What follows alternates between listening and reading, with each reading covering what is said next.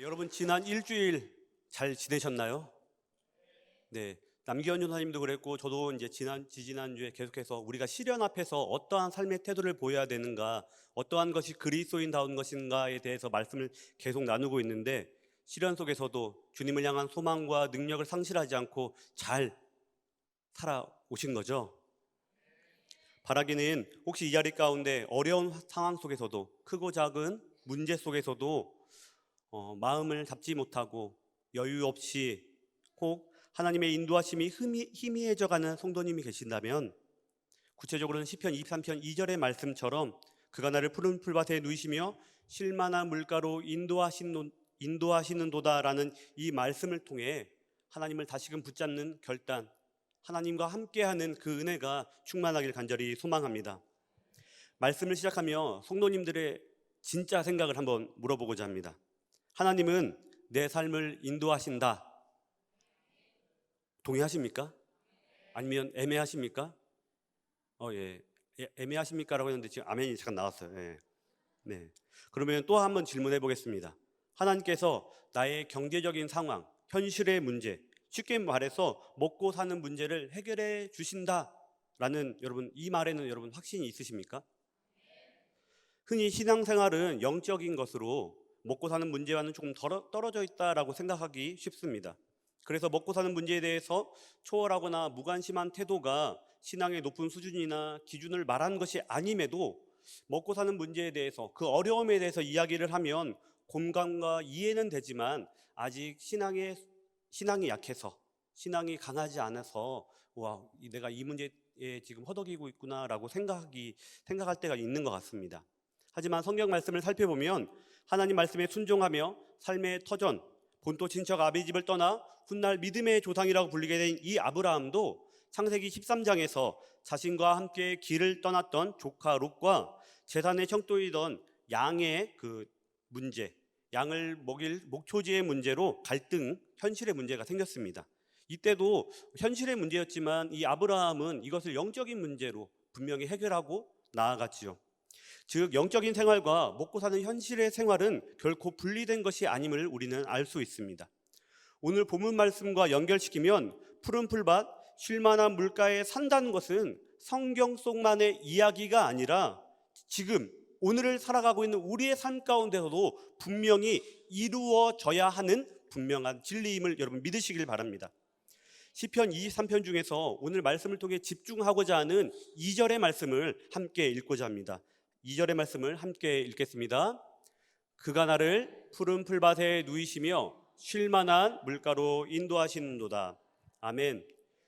2절의 말씀을 살펴보면 푸른 풀밭과 쉴만한 물가를 찾아내어서 양들에게 먹일 1차적인 책임은 누구에게 있습니까?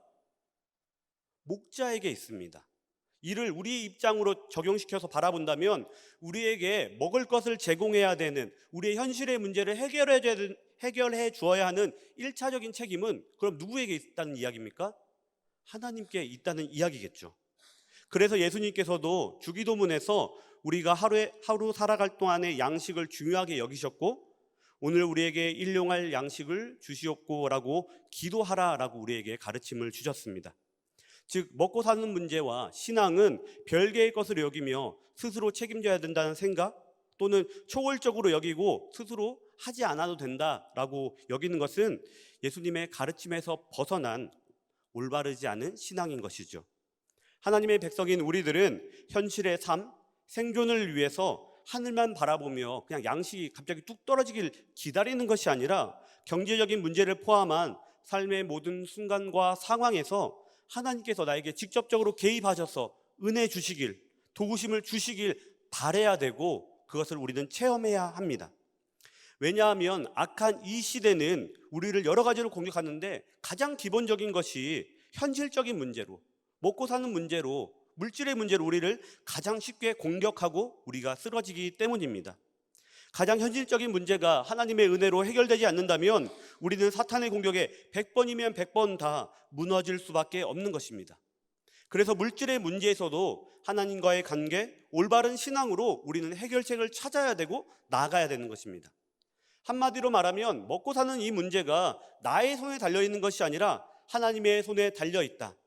하나님께서 나를 먹이신다라는 그 체험과 은혜를 직접적으로 누려야 된다는 것입니다. 그리고 그 은혜를 누렸다면 올바른 신앙의 고백이, 감사가 당연히 있어야겠죠. 그런데 희한하게도 삶이 어렵고 빡빡해도 반대로 돈과 물질과 상황에 여유가 생겨도 우리의 신앙은 종종 주님과 멀어지며 목이 꼿꼿해지기도 합니다. 왜 그럴까요? 여유가 있으면 있을수록, 없으면 없을수록 어떤 상황이든지 주님과 멀어지는 우리의 모습들을 종종 발견합니다. 그 이유는 내가 내 인생을 책임지고 있다고 착각하기 때문입니다. 내 삶을 누가 책임지고 있는지에 따라서 하나님 앞에서 행하는 신앙의 모습과 태도는 분명히 달라집니다. 여러분, 만일 직장 상사가 나보다 더 갑이 되는 계약처, 거래처라고 한다면, 나의 생존을 쥐고 있는 사람이라고 한다면 우리는 원치 않는 장소에 가야 합니다. 그리고 그가 원하는 대로 올바르지 않은 일도 만들어야 되고 서명까지 해야 됩니다. 하나님 말씀보다 내 생존을 직접적으로 관여하고 있는 상사나 거래처의 말을 들을 수밖에 없는 거죠. 이것은 현실의 문제 같아 보이지만 실제로는 영적인 큰 싸움이라는 것입니다. 물질의 문제 앞에서는 신앙인, 그리스도인다움을 잠시 숨기고 언제든지 현실과 타협할 수 있는 가능성을 우리는 늘 가지고 살아갑니다. 교회 안에서는 하나님을 목자로 분명히 고백하고 있지만 교회 밖에서는 내 물질의 문제, 내 상황의 문제를 좌지우지할 수 있는 사람과 상황을 목자로 삼아 그 사람에게 이끌려가고 있는 모습, 저에게만 있는 것은 아닐 것입니다. 성도 여러분, 우리의 현실적인 문제, 생존의 문제를 하나님 이외의 것에 결코 맡겨서는 안 됩니다. 하나님은 우리의 삶의 필요를 채우시는 분으로 성경을 보면 하나님의 공급에 대한 약속의 말씀들이 많이 담겨 있습니다. 특히 예수님께서는 마태복음 6장 30절에 오늘 있다가 내일 아궁이에 던져지는 둘풀도 하나님께서 입히시거늘 하물며 너희일까 보냐라고 말씀하시며 삶의 문제로 신앙이 흔들리는 우리를 향해 분명하게 경고하셨고 말씀해 주셨습니다. 주님께서 우리의 부족한 모든 것을 채우신다라는 전적인 믿음을 갖지 못하는 연약하고 흔들리는 우리의 모습을 보시며 안타까워하셨고, 믿음이 없는 사람을 책망하신 것이 아니라 믿음이 약한, 믿음이 애매한 사람들을 책망하셨음을 우리는 깨달아야 합니다. 다시 말해, 교회에 다니고 있고 구원에 대한 확신은 있으나 지금 내 삶에 공급하고 있는 하나님의 인도하심과 은혜를 전적으로 신뢰하지 못하는 모습이 우리 안에 있다라는 거죠. 그런 모습이 우리의 모습 아니길 다시 한번 간절히 소망합니다. 먹고 사는 문제가 생기고 먹고 사는 일에 문제가 생기고 하나님의 도우심을 기다려야 할지 말아야 할지, 내 경험으로 해결해야 할지, 누군가를 찾아가야 할지, 그 고민과 선택의 그 순간 내가 어떠한 선택을 하냐에 따라서, 어떠한 모습을 보이냐에 따라서 신앙의 방향과 인생은 분명히 달라지게 되어 있습니다. 우리는 겉으로는 신앙이 좋아 보여도 가정과 학교, 직장 안으로 실제 삶의 모습으로 들어가면 교회 안에서의 모습과 전혀 다른 모습, 믿음이 있긴 하지만 갈팡질팡한 모습이 종종 있다라는 것이죠. 그래서 어느 때는 그리스도인 다움을 잠시 내려놓고 잠시 지우고 월요일부터 토요일까지는 세상의 논리에 묻혀서 숨어서 살고자 하는 유혹을 받을 때가 있고 그 유혹에 넘어갈 때도 있다라는 것입니다. 하나님은 전능하신 분임을 여러분 믿으십니까? 그런 믿음이 있다면 당장 지금 내 앞에 있는 문제가 풀리지 않는다고 할지라도 우리는 불안하거나 걱정하지 말아야 합니다. 그런데도 우리 그리스도인은 그렇지 못할 때가 분명히 있죠. 세상의 논리로 볼 때 무모한 일처럼 보이는 일을 쉽게 선택하지 못합니다. 오늘도 내일도 매일매일 우리의 삶을 주님께 초점을 맞추고 주님의 주시는 은혜로 나아가야 함에도 불구하고 정말 결정적인 그 순간에는 하나님이 아닌 다른 것을 선택하고 따를 때가 있다라는 것입니다. 만약 그렇다면 우리가 읽었던 시편 23편의 고백, 특별히 2절의 말씀은 그저 구호가 될 뿐입니다. 사랑하는 성도 여러분, 시편 23편의 그 고백이 그가 나를 푸른 풀밭에 누이시며 쉴만한 물가로 인도하신다는 이 말씀이 구호로 끝나는 것이 아니라 우리의 삶 가운데 이루어지는 생명의 말씀 되길 간절히 소망합니다. 다윗처럼 내가 내 힘으로 먹고 사는 것이 아니라 하나님께서 먹여주셔서 내가 살고 있다라는 이 고백이 우리 가운데 있어야 됩니다. 여러분, 다윗처럼 하나님께서 나를 인도하신다라는 그 고백이 정말 오늘도 체험하셨습니까? 누리셨습니까? 어쩌면 하나님을 의지하고 나아가고 바라보지만 때로는 분리할 때가 있는 것 같습니다. 어떤 경우는 바라보고 어떤 경우는 의지하지 않고. 하지만 우리가 잘 알고 있듯이 출애굽한 백성들이 매일매일 무엇을 먹었습니까? 만나와 메추라기를 먹었죠. 그게 어디서 났습니까? 하나님께서 주신 거 아닙니까? 그럼 하나님께서는 왜 매일 아침마다 이스라엘 백성에게 만나와 메추라기를 주셨습니까? 그 이유는 우리의 힘과 노력으로 이 세상을 살아가는 것이 아니라 하나님께서 나에게 주시는 힘과 능력으로 그 은혜로 오늘을 살아가게끔 하기 위해서 만나와 메추라기를 매일 아침마다 베풀어 주신 것이죠. 그리고 이스라엘 백성들은 생존이, 내 삶이 내 힘으로 해결되는 것이 아니라 하나님께 의지하며 하나님의 은혜 안으로 들어갈 때 내가 살 수 있구나 라는 것을 이스라엘 백성들이 고백할 수 있었던 것입니다. 이러한 고백이 우리 가운데 있기를 다시 한번 더 간절히 소망합니다. 다윗은 하나님께서 나의 삶의 일부분만 도와주시는 것이 아니라 내 삶의 모든 영역에서 나와 함께 하시며 나에게 힘을 주시며 나를 도우신다라고 분명히 고백했기에 시편 23편을 고백할 수 있었던 것이죠. 만약 그랬다면, 부분만 고백했다면, 하나님을 바라봤다면 23편이 완성될 수 있었겠습니까? 완성될 수 없었겠죠. 완성되었다 하더라도 우리가 지금까지 23편을 읽을 필요가 있습니까? 없지요. 내 삶에 철저하게, 온전하게 100% 하나님께서 주신 은혜로만 살아왔기에, 하나님께서 모든 삶 가운데 개입하시고 간섭하시고 은혜를 주셨기에 내가 하나님의 인도하심을 따라 푸른 풀밭과 쉴만한 물가에 머물러 있음을 이 다윗이 고백했기 때문에 다윗은 이 시편 23편을 완성하게 되었고 우리는 이 말씀을 지금 읽고 있는 것입니다. 사랑하는 성도 여러분, 주님의 그 인도하심과 은혜를 따라 오늘 하루를, 내일의 삶을, 매일매일을 맡겨드리는 성도님들 되시길 간절히 축원합니다. 그러나 우리가 반드시 기억해야 할 것이 또 하나가 있습니다. 하나님께서는 내 욕망을 채워주시는 분이 아니시라는 것입니다. 내 삶이 이루어질 수 있도록, 내가 주님의 백성답게 살아갈 수 있도록 나에게 은혜를 주시는 분이지 내가 무분별하게 바라고 원하는 욕망을 채워주는 분이 아니라는 것입니다. 그렇기 때문에 우리는 내가 오늘 살아갈 수 있는 은혜를, 내가 견딜 수 있는 힘을 주님 나에게 허락해 주십시오라고 구하고 나아가야 되는 거죠. 목자 되신 주님을 바라보는 그 신앙을 가질 수 있도록 우리는 우리 삶을 다시 한번 점검해 보아야 할 것입니다. 2절 말씀을 다시 한번 더 읽겠습니다. 2절입니다. 2절 말씀 함께 읽겠습니다.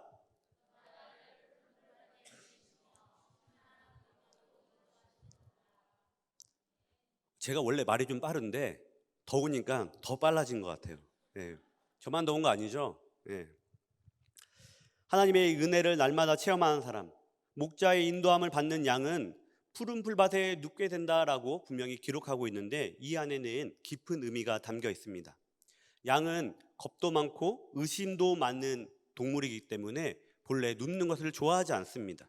눕지 않으려고 합니다. 설사 누웠다 하더라도, 쉰다 하더라도 작은 소리에 놀라며 이리저리 날뛰고 예민하고 두려움이 많은 동물이 바로 양입니다. 그런데 그런 양이 지금 푸른 풀밭에 누웠다라는 것은 무슨 의미일까요? 첫째는 양이 두려운 마음을 버렸다라는 것입니다. 양이 왜 두려운 마음이 없을까요? 바로 목자가 옆에 있기 때문입니다. 목자로 인해서 평안을 누리고 있기 때문이죠. 두 번째는 양이 조금이라도 부족한 상태가 있으면 눕지 않는다라고 합니다. 한마디로 배가 불러야 눕는다라는 거죠. 그러므로 누이신다는 것은 두려움과 배고픔, 이 양이 늘 느끼는 그 현실의 문제를 해결되었고 배가 불러서 만족하게 되었다, 만족한 상태를 느끼고 있다라는 것을 말합니다. 마지막으로 양은 미련한 동물입니다. 배가 불러도 계속해서 먹는다고 합니다. 그래서 목자가 가지고 있는 지팡이와 막대기로, 특별히 끝이 구부러져 있는 지팡이로 양의 목을 걸어가지고 그만 먹으라고, 이제 너는 꽉 찼다고 이제 신호를 준다고 합니다. 그렇게 양이 계속 먹지 않고 지금 누워있다는 것은 앞서 말씀드린 것처럼 나는 지금 포만감을 느끼고 있다, 배가 부르다, 평안하다라는 것을 느끼고 있다라는 것이죠. 이유는 우리에게도 동일하게 적용될 것 같습니다. 우리에게 정말 필요한 것은 휴식인데 쉬면 도태된다라는 그 불안감에 우리는 쉬지 말고 기도하라가 아닌 쉬지 말고 일하라. 쉬지 말고 자녀들에게 뭐라고 하죠? 공부하라. 예. 잠은 죽어서 자라. 뭐 이런 책도 있죠. 예. 예. 이런 말로 스스로를 압박하기도 하고 주변을 더욱더 압박하기도 합니다. 여러분, 신앙의 여러 목적과 이유가 있지만 주님과 함께하며 하늘 평안을 누리는 것이 우리가 잊어서는 안 되는 신앙의 목표가 되어야 됩니다. 앞서 말씀드린 것처럼 푸른 풀밭, 쉴만한 물가에 누운 양은 더 이상 고민이 없다는 얘기인 거죠. 스트레스가 없다는 거죠. 배고픔과 결핍을 느끼지 않는다는 것입니다. 그리고 나는 더 이상 배가 부른 상태인데도 그걸 인지하지 못하고 계속 먹으려고 하는 그 고집을 피우지도 않고 편안하게 쉬고 있다는 것입니다. 목자 곁에서 참된 평안과 안식을 누리는 양처럼 우리도 주님 안에서 주님과 함께 할 때 참된 평안을 누리게 될 줄로 믿습니다. 그래서 다윗은 자신 스스로, 양이 스스로 눕는다는 것이 아니라 그가 나를 누이시며 라고 고백하고 있는 거죠. 내가 눕는 것이 아니라, 불안과 걱정에 늘 고민하고 민감한 내가 눕는 것이 아니라 하나님께서 주시는 평안으로 내가 지금 쉬고 있다, 평안을 누리고 있다라는 것입니다. 그런 의미에서 볼 때 하나님만이 나를 푸른 풀밭에 인도하실 수 있다, 하나님만이 나에게 참된 소망을 주시고 위로와 평안을 주신다라는 것을 우리는 분명히 깨닫고 고백해야 합니다. 그리고 그러한 안식은 하나님 나라가 이 땅에 온전히 임하기 전까지는 예배와 기도, 개인의 경건의 훈련을 통하여 경험할 수 있고 경험해야 합니다. 즉 찬양과 기도, 말씀을 통해서 우리의 영혼과 삶에 응어리졌던 무거웠던 것들이 내려지고 사라지는 그 은혜가 우리 가운데 있어야 된다는 얘기죠. 우리는 위기의 순간이 오면 어떻게 됩니까? 주먹을 더 불끈 쥐죠. 불끈 쥐고 스스로 일어나려고 합니다. 힘을 내려고 합니다. 그러나 성경에서는 힘든 순간, 어려움의 순간이 왔을 때 주먹을 불끈 쥐며 내가 가진 힘으로 일어나는 것이 아니라 오히려 힘을 빼라라고 얘기합니다. 시편 46편 10절 말씀을 제가 읽어드리겠습니다. 너희는 가만히 있어 내가 하나님 됨을 알지어다. 내가 무엇을 하려고 내 힘과 내 계획으로 무엇인가 하려고 하는 것이 아니라 하나님께서 일하실 수 있도록, 하나님께서 나에게 말씀하실 수 있도록 시간과 공간과 상황을 하나님께 내어드리라는 것입니다. 그것이 안식인 거죠. 내 힘으로 누울 수가 없습니다. 내 힘으로 무엇인가를 이룰 수가 없는 거죠. 우리는 분주하게 정신없이 바쁘게 살아갈 수밖에 없는 연약하고 한계가 있는 존재이지만 목자 되신 주님께서 우리와 함께 하실 때 우리는 쉴만한 물가에 누울 수 있는 존재가 되는 것입니다. 그렇다면 우리는 당연히 고집을 꺾고 힘을 빼고 주님께 집중해야 되는 것입니다. 내가 그동안 집중했던 것, 내 삶을 맡겼던 것, 하나님 이외에 내 삶을 맡겼던 것에 회개하고 내 삶을 되돌이켜야 되는 거죠. 그리고 하나님께 나아가야 되는 것입니다. 하나님, 도대체 내가 이 일을 통해서 무엇을 순종해야 됩니까? 하나님의 뜻을 알려주십시오. 내가 내려놔야 할 것이 무엇입니까? 내가 하지 말아야 할 것이, 내가 보아야 할 것이 무엇입니까? 라고 하나님께 물어야 됩니다. 이 자리가 그렇게 하기 위해서 모인 자리잖아요. 그런데 안타깝게 우리는 이 기도가 마치고 저 문을 나가는 순간 내려놓는 것이 아니라 내 삶의 무게를 더욱더 굳게 잡고 꽉 잡고 이 문을 나갈 때가 있다는 것이죠. 기도했지만, 하나님께 맡겼다라고 얘기했지만, 십자가 앞에 내려놓겠다라고 얘기했지만 이 문을 다시 나갈 때 내 삶이 여전히 무거운 것을 느낄 때가 있다는 것입니다. 사랑하는 성도 여러분, 오늘 밤 이 시간이 내 삶을 무겁게 하고 지치게 했던 것, 내가 내려놓지 못했던 내 손 안에 꽉 쥐고 있었던 그 모든 것이 십자가 앞에서 다 내려놓는 귀한 은혜의 밤 되기를 소망합니다. 내 시간을, 내 상황을 하나님께 올려드리고 내 힘으로 서는 것이 아니라 하나님의 능력과 은혜로 평안히 누울 수 있는 은혜의 밤 되기를 간절히 소망합니다. 성경이 말하는 죄는 다른 게 아니라 내가 하나님의 도우심이 필요 없다라고 말하는 것, 내 힘으로, 내 계획대로, 내 능력대로 충분히 살아갈 수 있다라고 말하는 것이 죄라라고 말합니다. 그래서 각기 제 길로 갔다라고 양을 표현하죠.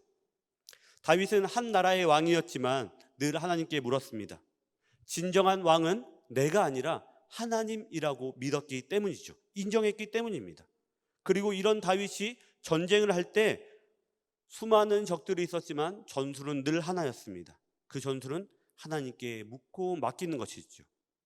사무엘상 하의 말씀을 보면 다윗은 전쟁할 때마다 하나님께 올라갈까요? 치러 갈까요? 라고 늘 물었습니다. 다윗은 물맷돌로 맹수를 물리치고 골리앗을 쓰러뜨릴 정도로 전쟁에 능한 용사였지만 자신의 힘으로 내 앞에 있는 문제와 상황들, 적들을 해결하려고 한 것이 아니라 하나님의 그 방법대로, 뜻대로, 하나님의 시간에 해결하려고 하나님께 늘 물었던 사람입니다. 그렇기 때문에 진짜 능력은, 내 진짜 힘은 내 안에 있는 것이 아니라, 내 경험을 의지하는 것이 아니라 하나님께 묻고 또 묻는 것이 우리 그리스도인이 가져야 할 능력일 줄 믿습니다. 하나님께 묻는 것, 그리고 그 물음의 응답을 기다리는 것은 결코 시간 낭비가 아닙니다. 묻는 것이 오히려 가장 빠르고 가장 확실한 방법이라는 것입니다. 하나님께서 답을 주실 때까지 계속 물어보시길 바랍니다. 하나님은 그것을 귀찮아하시는 분이 절대 아니십니다.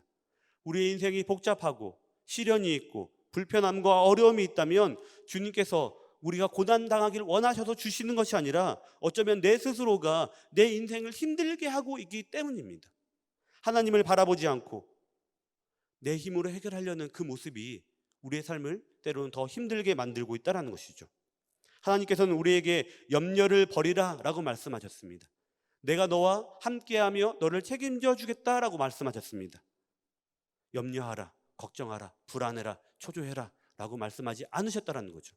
사랑하는 성도 여러분, 다시 한 번 더 내 안에 있는 것을 의지하는 것이 아니라, 내 상황과 내 판단을 믿는 것이 아니라 내 손을 펴서 하나님을 전적으로 받아들이시길 바랍니다. 내 손을 펴야 하나님의 손을 붙잡을 수가 있는 거죠. 결론적으로 우리 인생에 하나님의 인도하심보다 더 우선시되고 완벽한 것은 없다라는 것을 우리는 분명히 깨닫고 인정해야 합니다. 그리고 그 깨달음으로 삶을 살아가야 되는 거죠. 우리의 인생은 우리의 경험과 실력으로, 능력으로 결정되지 않습니다. 오직 하나님의 인도하심에 달려 있습니다. 그리고 그 인도하심을 내가 얼마나 받아들이는가, 순종하는가, 인정하는가, 여기에 달려 있겠죠. 하나님께서 우리를 푸른 풀밭과 실만한 물가로 인도하심을 여러분 믿으십니까? 그 믿음이 있다면 우리는 우리의 삶을 하나님께 맡겨 드려야 되는 거죠. 하나님께서, 목자 되신 우리 주님께서 지팡이와 막대기로 우리를 가르쳐 주실 때, 인도하실 때 그 인도하심을 우리의 삶을 전환해야겠죠. 이 길이 맞다고, 내 생각이 맞다고, 내 판단이 맞다고, 내 경험이 맞다고, 이 사람이 맞다고 쫓아가는 것이 아니라 주님을 바라봐야 되는 거죠. 주님의 말씀에 우리의 시선과 귀가, 온몸이 집중되기를 원합니다. 여러분에게는 어떤 인도자가 있습니까? 지금까지 누가, 어떤 것이 여러분의 상황을, 인생을 주도하고 이끌었습니까? 혹시 여러분 스스로가 주인이 되어 내 삶을 인도하고 이끌진 않으셨습니까? 바라기는 내가 아니라 주님께서 내 삶을 인도해 주십시오. 주님께서 나의 왕 되십니다, 나의 목자 되십니다라고 고백하는 은혜의 밤 되길 소망합니다. 그 고백이 있을 때 우리의 삶은 지금과 180도 다른 삶을 살아갈 수 있는 거죠. 목에 힘을 빼고 고집을 꺾고 삶의 시선을 돌려 주님을 바라보시길 바랍니다. 우리의 유일한 목자 되신 주님의 지팡이와 막대기를 의지하며 여러분 나아가시길 바랍니다. 그렇게 할 때 우리 앞에 있는 시련은 과거의 것이 될 것입니다. 깊은 웅덩이는 사라지고 거친 바도는 사라지고 우리는 풍랑을 넘어 소망의 항구에 분명히 도착하게 될 것입니다. 하나님만이 주실 수 있는 참된 은혜와 평안을 누릴 수 있게 될 것입니다.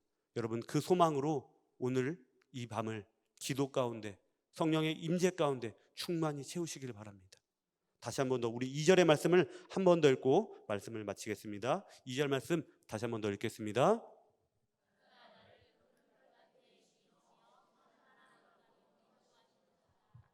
이 고백이 우리 인생의 고백, 삶의 고백 되길 간절히 축원합니다.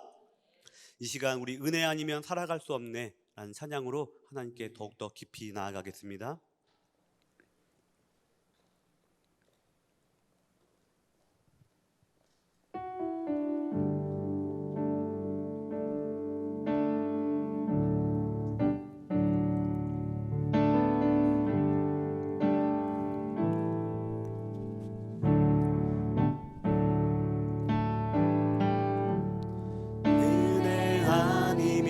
살아갈 수가 없네.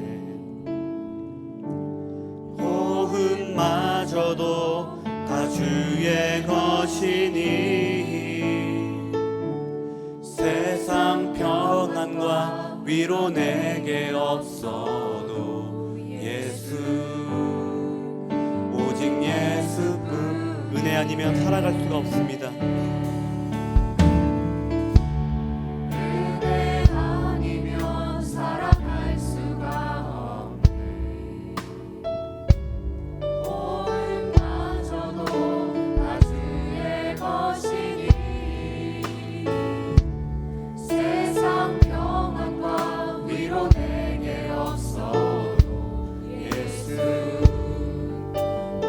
다시 한 번 더 고백합니다. 은혜 아니면 살아갈 수 없네. 은혜 아니면 살아갈 수가 없네. 호흡마저도 다 주의 것이니 세상 평안과 위로 내게 없어도 예수 오직 은혜 아니면 살아갈 수 없습니다. 은혜 아니면 살아갈 수가 없네. 호흡마저도 다 주의 것이니 세상 평안과 위로 내게 없어도 예수 오직 그 신계회 다 볼 수 없고 그 신계회 다 볼 수도 없고 작은 고난에 지쳐도 주께 묶인 나의 모든 삶 버티고 견디게 하시네. 은혜 아니면 살아갈 수 없네. 은혜 아니면 살아갈 수가 없네. 나의 모든 것 다 주께 맡기니 참된 평안과 위로 내게 주신 주 예수 오직 예수뿐이네. 여러분 정말 은혜 아니면 살아갈 수 없음을 믿음으로 고백하십니까?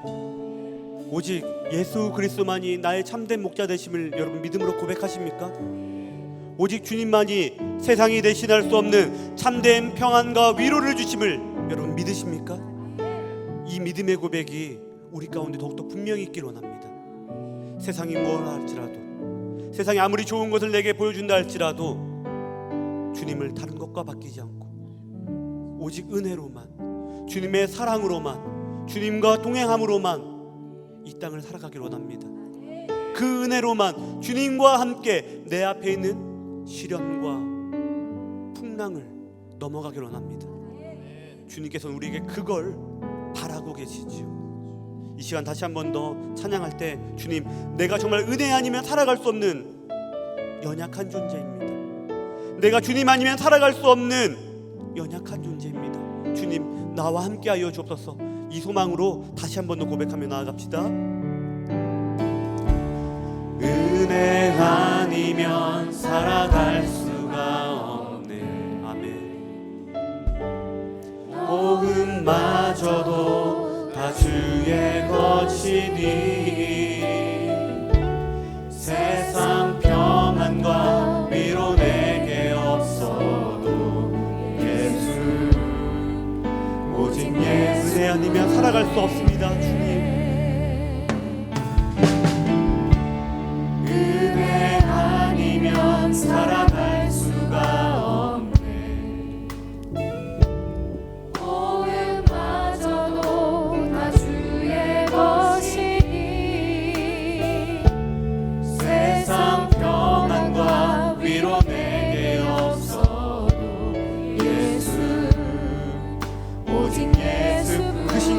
다 볼 수 없고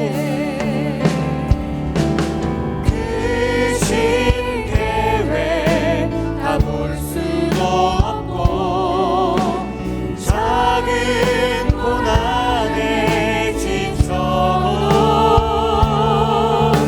주께 묻기 나의 모든 삶 버티고 견디게 하시네. 아멘. 은혜 아니면 살아갈 수가 없네. 나의 모든 것 다 주께 맡기니 참된 평안과 위로 내게 주신 주 예수 오직 예수뿐이네. 이 시간 주님의 이름 부르며 함께 기도하고자 합니다. 주님, 오직 주님 한 분만 바라보는 인생 되게 하여 주옵소서. 은혜 아니면 살아갈 수 없는 이 연약한 저를 주님 받아 주옵소서. 세상과 타협하거나 세상의 방법을 쫓아가며 방황하는 인생이 아니라 나의 선한 목자 되신 주님만 바라보며 나아가게 인도하여 주옵소서. 주님의 뜻과 계획을 다 할 수 없을지라도 주님만 바라보며 이 거센 풍랑을 시련을 견디게 하여 주옵소서. 은혜만 바라보며 주님만 바라보며 십자가만 바라보며 나아가는 귀한 인생 되게 하여 주옵소서. 이 시간 주님의 이름을 한번 부르고 결단하며 합심으로 기도하며